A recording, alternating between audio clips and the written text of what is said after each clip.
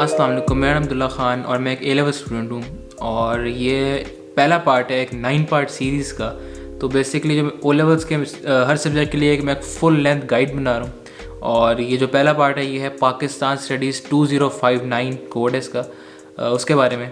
और ये वाला पेपर मैंने दिया था अक्टूबर नवंबर 2021 के अंदर एंड अल्हम्दुलिल्लाह आई सिक्योर्ड एन ए स्टार। और ये गाइड इसी बारे में होने वाली है कि अगर मैं ए स्टार ले सकता हूँ तो आप क्यों नहीं ले सकते। मेरी जैसी देख रहे हो मुझे, मैंने ए स्टार ले लिया। इतनी थोड़ी बहुत मेहनत है, थोड़ी बहुत टिप्स एंड ट्रिक्स हैं, थोड़ी बहुत smart work with hard work है।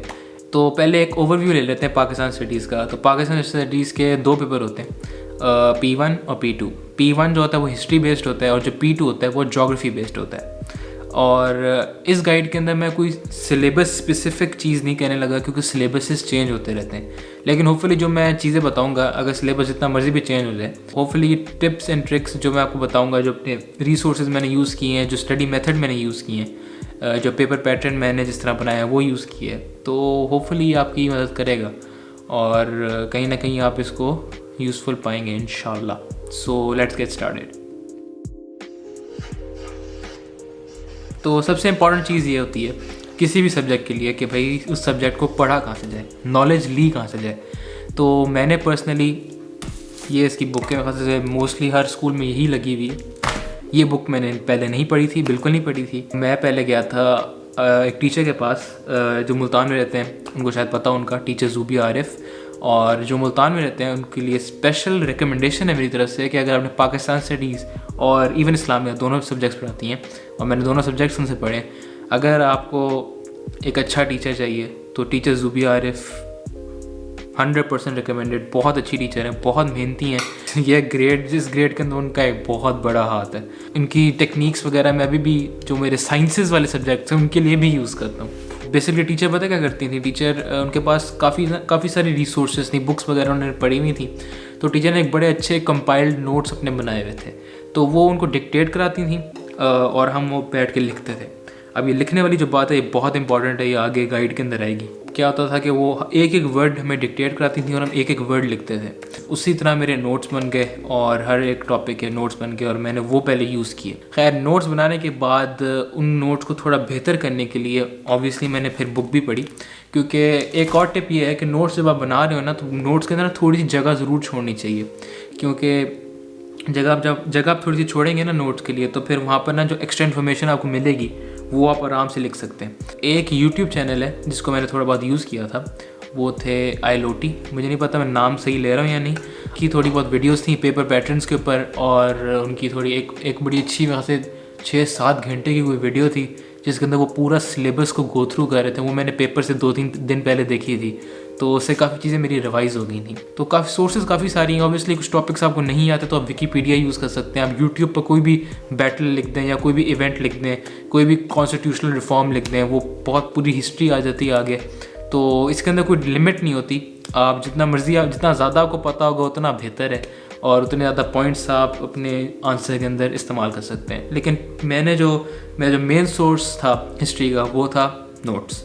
तो नोट्स बहुत इंपॉर्टेंट है। जोन से भी टीचर जिनके पास भी जा रहे हैं, इवन स्कूल में आप जा रहे हैं, तो नोट्स ज़रूर बनाया करें हिस्ट्री के लिए स्पेशली, क्योंकि हिस्ट्री के अंदर राइटिंग इज़ वेरी इंपॉर्टेंट।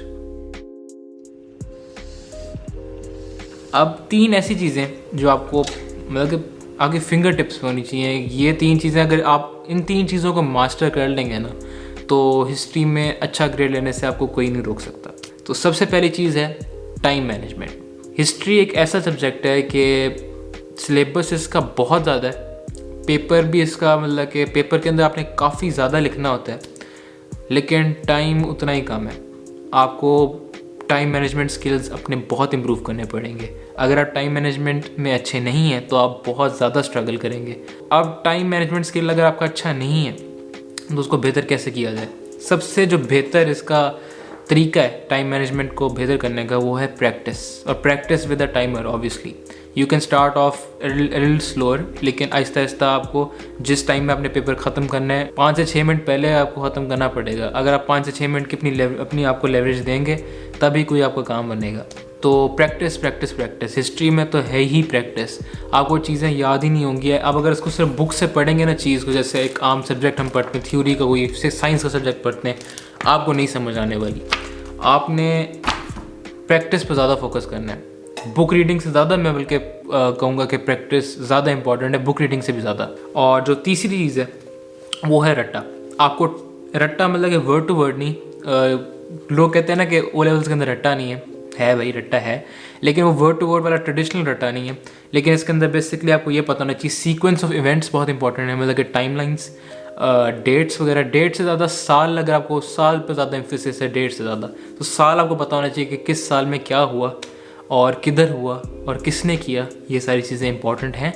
जो मेरा पेपर पैटर्न था उसमें जो पहला क्वेश्चन था वो 3 मार्क का क्वेश्चन, 3-4 मार्क का क्वेश्चन होता था और वो होता ही फैक्ट बेस्ड था। उसके अंदर आपको वो रट्टा आना ही चाहिए कि किसी भी पर्सनैलिटी के बारे में पूछ लेंगे, आपको पता होना चाहिए कि वो उनकी क्या अचीवमेंट्स हैं या क्या क्या क्या उन्होंने कंट्रीब्यूट किया। तो ये चीज़ें आपको थोड़ा रटना पड़ेगा। तो ये 3 चीज़ें अगर आप पकड़ लेना सही तरीके से, टाइम मैनेजमेंट, प्रैक्टिस और थोड़ा बहुत रट्टा, तो होपफुली आपको फिर अच्छे ग्रेड लेने से कोई नहीं रोक सकता।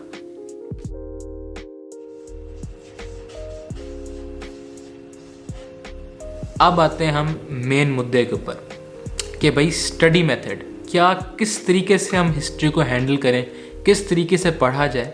क्योंकि जिस तरीके से आप इसको हैंडल करेंगे वो बहुत डिपेंड करता है, बहुत ज़्यादा इंपॉर्टेंट है कि आप इसको एक प्रॉपर तरीके से हैंडल करें ताकि आपके लिए पेपर देना ईजी हो जाए। तो सबसे पहली चीज़ ये है कि जो भी अपने सोर्स अपनी ली हुई है उसको मल्टीप्लाई करना पड़ेगा। हिस्ट्री एक ऐसा सब्जेक्ट है कि इसके लिए आप एक सोर्स नहीं रख सकते। सबसे पहले तो कुछ भी सोचे बिना सिलेबस पूरा होना चाहिए भाई। और सिलेबस पूरा होने का ये मतलब नहीं कि आपने एक दफ़ा हर चीज़ को रीड कर लिया या एक दफ़ा सुन लिया। सिलेबस पूरा होने का मतलब है कि आपको उस सिलेबस के नोट्स या जो भी आपने पॉइंट्स बनाए हुए हैं या जो भी किसी तरीके से भी आपने उसको लिखा हुआ है वो आपके पास पूरा होना चाहिए। मुग़ल से लेकर 1999 तक मेरा तो सिलेबस इतना ही था, मुझे नहीं पता अब क्या हुआ सिस्टम है, लेकिन जितना भी सिलेबस है आपका प्रॉपर आप एक मोटा रजिस्टर ले लो, उसको भर दो भाई, सीधी बात है, उसको भर दो और एक दफ़ा आपके हाथ से पूरा सिलेबस गुजरा होना चाहिए। तो जब ये सारी चीज़ें आपकी कंप्लीट हो गई हैं फिर आप ऐसा करोगे कि एक तो टॉपिकल वाइज जाना बड़ा इजी होता है। अगर मतलब कि पहला जो टॉपिक है उससे शुरू करके एक एक टॉपिक करके आगे जाओगे तो आपके लिए ईजी हो जाएगा, क्योंकि आपको थोड़ा सीक्वेंस ऑफ इवेंट्स का भी अंदाज़ा हो जाएगा इससे। सबसे पहला टॉपिक आपने लिया, उसको आपने रीड किया अपनी 2-3 सोर्सेज से, आपने उसके ऊपर एक यूट्यूब वीडियो देख ली, बुक से थोड़ा सा पढ़ लिया, नोट से देख लिया। उसके बाद या तो आप टीचर से कह दो, आपको ट्यूशन वगैरह ले लो कि टॉपिकल टेस्ट्स हो जाएं, उसको फॉलो कर लो। वरना फिर आप ऐसा करो कि पास पेपर्स लो, कम से कम 10 साल के पास पेपर्स होने चाहिए आपके पास। उसके अंदर आप वो जो अपना टॉपिक आपने पढ़ा हुआ है उसका क्वेश्चन ढूंढें। अब हिस्ट्री के अंदर मुझे नहीं पता अब क्या सिस्टम है, लेकिन पहले एक पूरे क्वेश्चन आते थे, मतलब कि 3 पार्ट का क्वेश्चन होता था एक ही टॉपिक से, वो आप करें। या जितने भी आपको मिलते हैं क्वेश्चंस टॉपिक रिलेटेड वो आप करें, अटेम्प्ट करें और टाइम के साथ अटेम्प्ट करें, जिसके अंदर आपकी टाइम मैनेजमेंट स्किल भी इसमें इंप्लीमेंट होगा। इस तरह करके इसकी स्टडी होती है। मैं बिल्कुल रिकमेंड नहीं करूँगा कि आप सिलेबस पढ़ें और फिर फुल लेंथ पेपर्स के लिए फुल लेंथ पेपर शुरू कर दें, वो इतना मेरे ख्याल से इफेक्टिव नहीं है। हिस्ट्री में आपको कम से कम टॉपिकल टेस्ट्स लेने चाहिए, कम से कम 2 राउंड, मतलब कि सिलेबस आप 2 दफ़ा इस तरह गुजारें और तब जाके आपको ना एक सिलेबस के ऊपर एक अच्छी ग्रिप आ जाएगी और इतनी ग्रिप आ जाएगी कि आप फुल लेंथ पेपर भी आराम से कर सकेंगे। और एक जो बड़ी अच्छी चीज़ है जो आपको मदद करेगी वो है एक रट्टा शीट रख लो यार। जो फैक्ट्स आपको तंग करें, जो फैक्ट्स आपको नहीं याद हो रहे, वो एक सेपरेट नोटबुक ले लो या कुछ भी नोट पैड ले लो, उसके ऊपर वो चीज़ें लिख लो कि यार ये चीज़ें मैंने रटनी है। इसको लिख लोगे ना साइड पे, ज़िंदगी आसान हो जाएगी। उसको फिर पढ़ते रहा करो आते जाते, या पेपर से पहले भी एक दफ़ा उसको पढ़ लोगे ना तो दिमाग सुकून में रहेगा कि हाँ रट्टे वाली चीज़ें मुझे आती हैं। बेसिक कंक्लूजन देता हूँ, स्टडी मेथड क्या यूज़ करना है।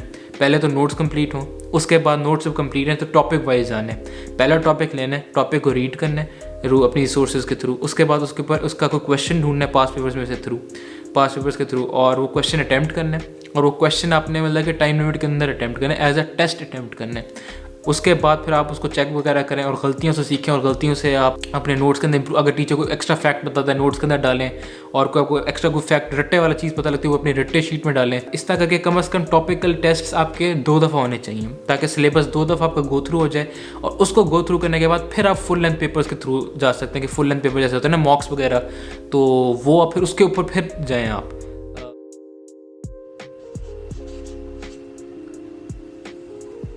मैं थोड़ा सा पेपर पैटर्न के ऊपर होने लगा हूँ, थोड़ा सा ना जो मेरा पेपर पैटर्न था उसके ऊपर थोड़ा सा मैं टिप्स देने लगा हूँ। अब जिनका अगर पेपर पैटर्न चेंज हो चुका है हिस्ट्री का, तो फिर आप इस पार्ट को स्किप कर सकते हैं।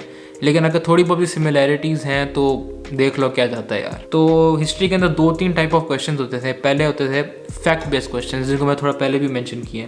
3 मार्क का क्वेश्चन हो गया, 4 मार्क का क्वेश्चन हो गया।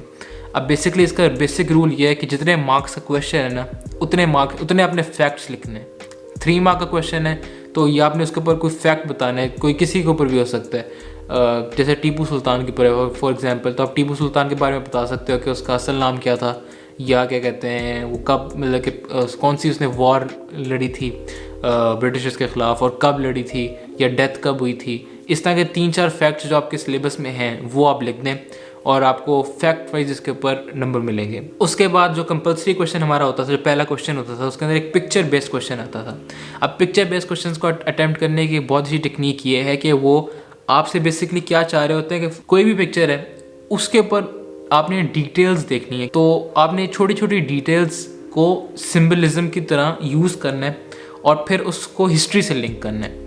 तो यह हो सकता है किसी भी जंग के ऊपर उन्होंने वो जंग की कोई दिखाई हो, तो आपने बेसिकली उसके अंदर सिंबलिज्म करना है कि अच्छा ब्रिटिशर को ऐसे दिखाया गया, ब्रिटिशर्स को वेल ड्रेस्ड इस तरह दिखाया गया क्योंकि वो पावर में थे, उनके पास वेल्थ थी, दे कुड अफोर्ड।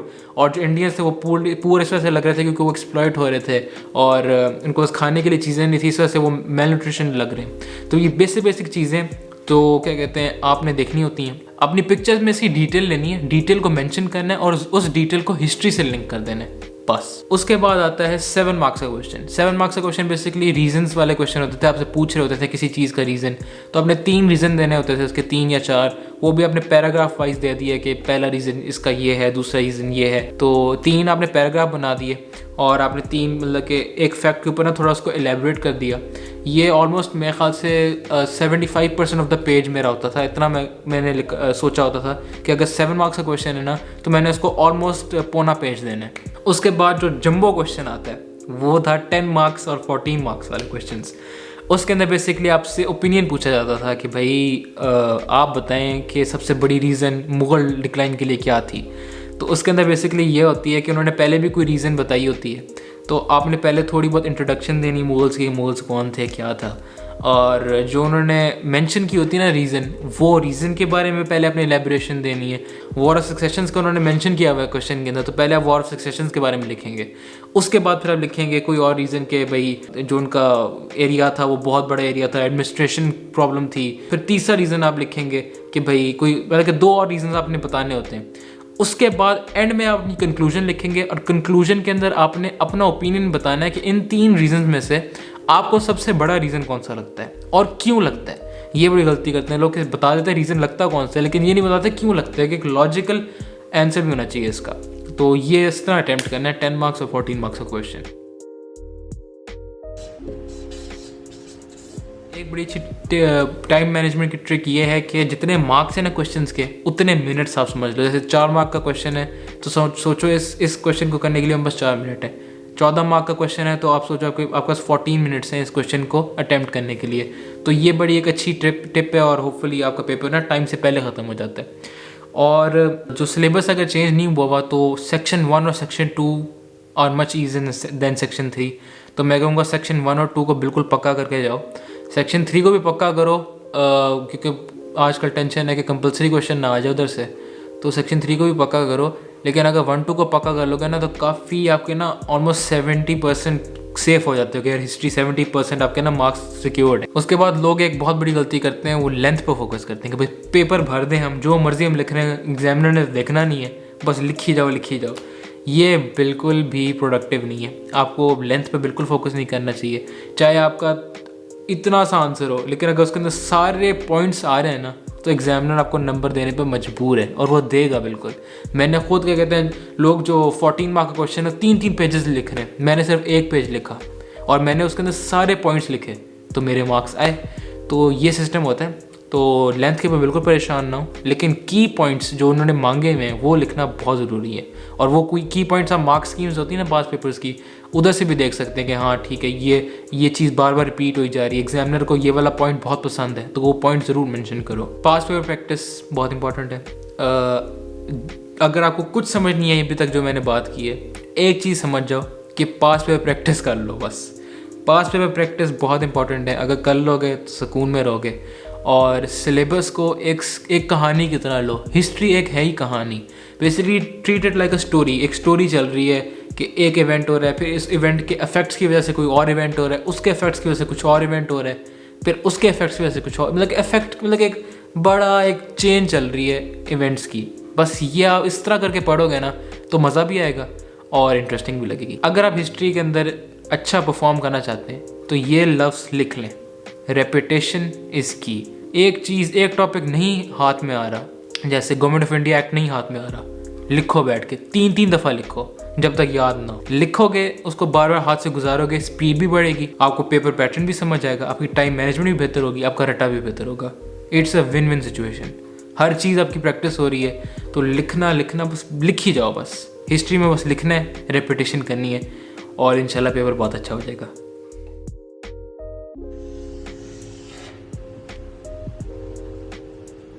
मज़े की ये बात है पाकिस्तान स्टडीज़ की कि इसका पेपर 1 और पेपर 2 मेरे हिसाब से तो डायर ऑपोजिट्स हैं। ज्योग्राफी के अंदर आपने अपना ओपन माइंड रखना है, आपने अपना एक बड़ा पर्सपेक्टिव रखना है, ओपन विजन रखना है, तभी जाके आप जो क्वेश्चंस को टैकल कर पाओगे। सबसे पहली बात यह है कि सोर्स, ऑब्वियसली मेरे ख्याल से सबसे ज़्यादा मशहूर बुक तो यही है ज्योग्राफी की, एनवायरनमेंट ऑफ पाकिस्तान।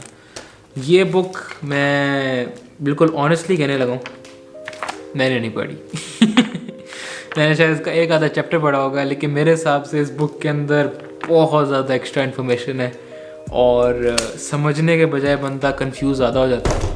तो मैंने वही चीज़ यूज़ की, मैं टीचर जुबिया के पास जाता था, डिक्टेट करती थी वो, और मेरे पास ज्योग्राफी के नोट्स काफ़ी अच्छे बने हुए थे कि जो ट्यूशन है या जो भी आप स्कूल जा रहे हो, नोट्स आप वहाँ से लो, क्योंकि ज्योग्राफी के बड़े मिनिमलिस्टिक से नोट्स होते हैं, बेसिक पॉइंट्स होते हैं और वो बनाओ, वो ज़रूरी है। बुक से भी पढ़ा जा सकता है, ऐसी बात नहीं। ऑब्वियसली मेरे दोस्त हैं जो बुक से पढ़े हैं और उनको समझ आई है, लेकिन पर्सनली मुझे ये बुक इतनी अच्छी नहीं लगी।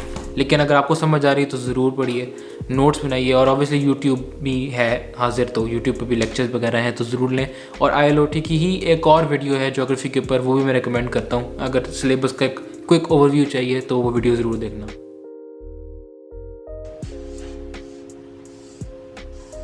Things to keep in mind for geography, इसकी भी 3 चीज़ें, अगर ये 3 चीज़ें हैंडल कर ली तो ज्योग्राफी का जो पेपर है वो बहुत अच्छा गुजरेगा तो पहली चीज़ बिल्कुल हिस्ट्री की तरह रट्टा। ऑब्वियसली ज्योग्राफी में भी रट्टा है। ज्योग्राफी के अंदर जो एग्रीकल्चर वाला मेरे ख्याल से सेक्शन था, उसके अंदर आपको याद होना चाहिए कि राइस कैसे कल्टीवेट होती है, वीट कैसे कल्टीवेट होती है, ये सारी चीज़ें रट्टे वाली हैं। इसके अंदर भी फैक्ट्स एंड फिगर्स हैं, मैप्स हैं, मैप्स के अंदर तो ऑब्वियसली रट्टा ही है कि भाई मुल्तान किधर है, लाहौर किधर है, फैसलाबाद, पेशावर, कोयटा, ये सारी चीज़ें, सारी जगहें किधर हैं, तो ये रट्टा है। और इसके अंदर क्लाइमेट वाला भी रट्टा है थोड़ा सा। तो और बात वही है कि रट्टा ट्रेडिशनल रट्टा नहीं है, वर्ड टू वर्ड बेसिक चीज़ें, बेसिक फैक्ट एंड फिगर्स को तो अब रट्टा लगाना पड़ता है ना, there is no other way. दूसरी बात ये है, बड़ी इंपॉर्टेंट बात है ज्योग्राफी की, वो ये है कि आपको एक ओपन पर्सपेक्टिव रखना पड़ता है ज्योग्राफी के अंदर। क्योंकि ज्योग्राफी के अंदर आपसे अक्सर ऐसे क्वेश्चंस किए जाते हैं कि आपने मार्क्स में शायद देखा भी होगा कि लिखा होता है एनी वैलिड पॉइंट, मतलब कि मार्क्स स्कीम के अंदर चाहे वो लफ्ज़ कोई पॉइंट लिखा हुआ भी नहीं है, और अगर आप कोई वैलिड, कोई अच्छा लॉजिकल पॉइंट सोच लेते हो और लिख देते हो और एग्जामिनर को लगता है कि हाँ यार इसके पॉइंट में दम है, तो आपको नंबर दे देगा। इसके अंदर आपने अपना माइंड खोल के रखना है, आपने क्या कहते हैं प्रॉब्लम सॉल्विंग माइंडसेट से जाना है, आपने एक ओपन विजन रखना है, मतलब कि हर प्रॉब्लम को आपने सॉल्व किया और सिर्फ यहाँ तक बात नहीं रखनी, उसको सॉल्व करने से उसके साइड इफ़ेक्ट्स क्या आ रहे हैं। ये तीसरा पॉइंट बल्कि यही है, साइड इफ़ेक्ट्स, ये की वर्ड है। आप जैसे फॉर एग्जांपल पूछा जाता है कि यार हाइड्रो इलेक्ट्रिक पावर मतलब कि होनी चाहिए, ठीक है, बहुत अच्छी बात है। आपकी एक प्रॉब्लम है कि भाई आप फॉसिल फ्यूल्स कर रहे हो, पोल्यूशन हो रही है, इस प्रॉब्लम को सॉल्व करने के लिए आप नॉन रिन्यूएबल सोर्सेज की तरफ जा रहे हो, आप हाइड्रो इलेक्ट्रिक पावर की तरफ जा रहे हो। हाइड्रो इलेक्ट्रिक पावर के लिए आपको डैम्स बनाने पड़ेंगे। ये बहुत अच्छी कहानी चल रही है अभी तक, लेकिन आपको दूसरा पर्सपेक्टिव भी सोचना चाहिए कि डैम्स बनने से क्या होता है। डैम्स बनने से पेड़ डिफॉरेस्टेशन होती है, डैम्स बनने से इवैक्यूएशन करनी पड़ती है लोगों को, इतना ज़्यादा पैसा लग जाता है, वर्कर्स एक डेंजरस इन्वायरमेंट में होते हैं, हो सकता है डेंजरस कंस्ट्रक्शन है ना। तो 2-3 और चीज़ें और भी पॉइंट्स हैं, तो आपको पर्सपेक्टिव अपना दोनों तरफ का रखना चाहिए, सिंगल माइंडेड होकर नहीं करना कि हाँ बस डैम तक बात कर ली है, डैम बनने से क्या होगा ये नहीं सोचना, ये नहीं करना।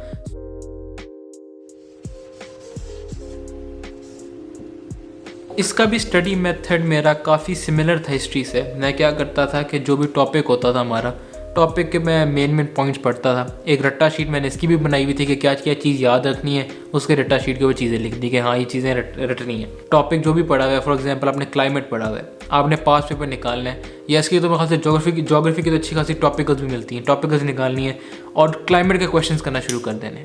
या अगर आपकी टीचर है उन्होंने टेस्ट दिया हुआ है तो वो टेस्ट करना शुरू कर देना है, लेकिन टॉपिक वाइज टेस्ट। इसका भी यही सीन है कि जो मेरे ख्याल से 13 या 12-13 चैप्टर हैं ज्योग्राफी के, वो अगर आपने सिलेबस को 2 दफ़ा गुजार लिया ना अपने हाथ से तो काफ़ी इजी सीन हो जाएगा। पहले आपने 2 राउंड लगा लिए टॉपिकल टेस्ट के, उसके बाद आपने फुल लेंथ पेपर शुरू कर दिया, और ये सारी चीज़ें टाइमिंग के साथ। ऑब्वियसली ज्योग्राफी के अंदर इतना टाइम का मसला नहीं होता, लेकिन ऑब्वियसली फिर भी आपको टाइम का ख्याल रखना चाहिए। ये ना हो कि आप 2 घंटे में एक पेपर कर रहे हो।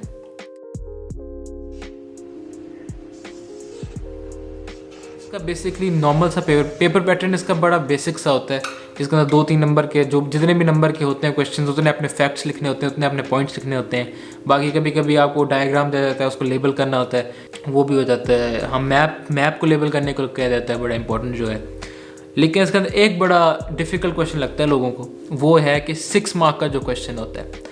अब जो 6 मार्क का क्वेश्चन है ना, उसके अंदर उन्होंने कोई स्टेटमेंट आपको दी होती है, आपको कह रहे होते हैं कि आप स्टेटमेंट से एग्री करते हैं या नहीं, या उन्होंने आपको 2 ऑप्शंस दी होती हैं, कोई प्रॉब्लम दी होती है और कहते हैं कि ये वाला सलूशन बेहतर है या ये वाला सलूशन बेहतर है। जैसे कि मुझे याद है वो कहते थे कि हाइड्रो इलेक्ट्रिक पावर के लिए लार्ज डैम्स बेहतर हैं या स्मॉल डैम्स, तो इनमें से कौन सा ऑप्शन बेहतर है, ऑप्शन ए बेहतर है या बी बेहतर है। अब इसको कैसे टैकल करना है, जैसे आप ऑप्शन वाला हम पहले कर लेते हैं। अगर आपको ऑप्शन ए बेहतर लग रहा है तो पहले आपने ऑप्शन ए की सारी फ़ायदे लिखने कि हाँ ये इसके फ़ायदे हैं, ये ऑप्शन ए है, स्मॉल डैम है, ये होगा, कम कैपिटल है, इजी टू बिल्ड है, जो भी इजी टू मेंटेन है। उसके बाद आपने लिखने ऑप्शन बी, जो दूसरा ऑप्शन है, उसके नुकसानात कि लार्ज डैम्स बिल्ड करने से क्या नुकसान होंगे, लार्ज कैपिटल है, इवैक्यूएशन लार्ज स्केल की होगी, डिफॉरेस्टेशन होगी, जो भी पॉइंट्स हैं। तो बेसिकली आपने जिसको फेवर देना है उसके आपने पॉइंट्स अच्छे लिख दिए, जिसको फेवर नहीं देना उसके पॉइंट्स आपने गलत लिख दिए, मतलब उसके आपने नेगेटिव एस्पेक्ट्स लिख दिए।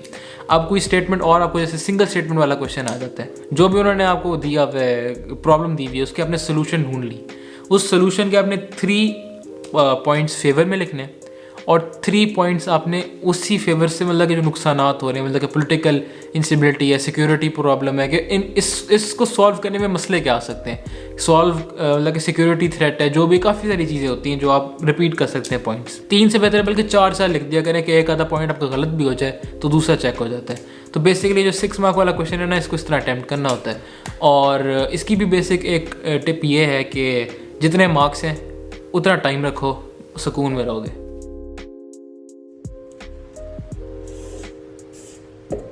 तो थोड़ी बहुत ज्योग्राफी की टिप्स ये हैं कि मैप्स जो हैं उनको प्रिंट आउट करा लो यार, और अपने नोट्स में लगा लो, सुकून में रहोगे।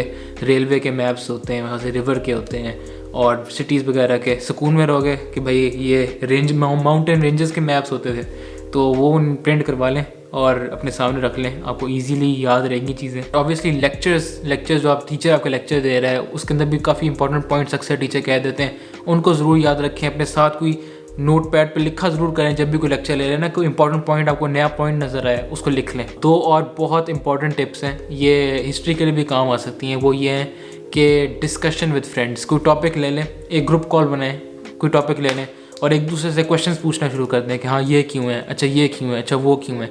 इससे आपका माइंड बहुत खुलेगा। और क्रॉस क्वेश्चनिंग करें, ये चीज़ें बहुत दिमाग खोलती हैं। और बंदे का जो टॉपिक होता है, चाहे आपको टॉपिक आता भी हो, उसके अंदर आपको नई चीज़ें मिलेंगी, क्योंकि आपके दोस्त ने किसी और पर्सपेक्टिव से पढ़ा होगा, आपने किसी और पर्सपेक्टिव से पढ़ा हुआ है। तो ये क्रॉस क्वेश्चनिंग वाला जो है ना, ये बहुत हेल्पफुल होगा।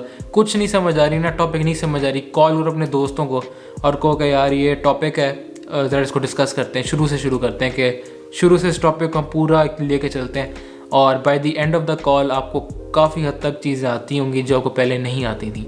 अगर आप समझते हैं आपको चीज़ें बहुत ज़्यादा भी आती हैं, तब भी मैं गारंटी देता हूँ कि आपको 3 से 4 ऐसे पॉइंट्स नए पता लगेंगे कि जो आपने पहले सोचे ही नहीं होंगे। तो ये थी मेरी guide on how to score an A* in Pakistan studies 2059 and hopefully you like the guide. अगली गाइड इंशाल्लाह इस्लामियात के ऊपर आएगी और इसके बाद हम इंशाल्लाह इस सिलसिला चलते रहेंगे। तो या अपना ख्याल रखिएगा। अगर इस गाइड से मदद हुई है तो कमेंट्स में ज़रूर बताइएगा। मुझे इंस्टाग्राम पे फॉलो कर लें, मुझे मैसेज वगैरह कर लें। जो भी आपका कंसर्न है, कोई क्वेश्चन है, किसी नोट्स में मदद चाहिए, I am always here to help. और yes, I think that's all. अपना ख्याल रखिएगा। इंशाल्लाह मिलते हैं अगली गाइड में।